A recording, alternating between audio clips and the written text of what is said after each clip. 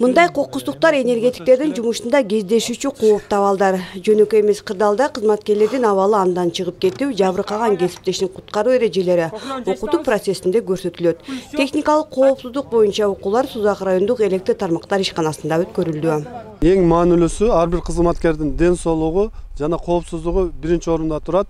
Биз азыркы учурда Жалал Абад электр тармактар ишканасынын буйругунун негизинде январь айынын 10-нан баштап февралдын аягына чейин окуу жумуштарын алып барып атабыз.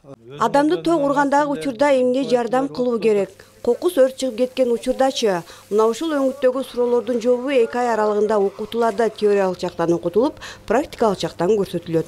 Алып түшкөндө ошол мамчанын үстүндө токко түшкөн адамды биринчи ошол жерден текшерип алабыз. Бирок 2-3 секундтан ичинде текшерип алабыз дагы. Андан соң атайын бизде ар бир электромонтер мамчанын үстүндө иштеп жатканда атайын страховочный канат деп коет. Атайын жиптер бар. Ошонун менен ар дайым страховкада турат. Ошонун жардамы менен бир электромонтер аны мамчанын өзүнө тийгизбестен, буттарын же башка денесин эч жерге тийгизбестен кармап кош алып түшөт. Март айынан тарта электр тармактар ишканасында келерки кыштын камын көргөн ремонттук сезон иштери кызуу башталат.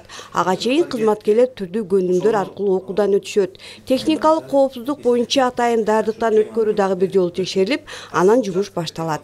Гүлжан Амандоева, Чыңгыз Абдыкадыров, Сузак району.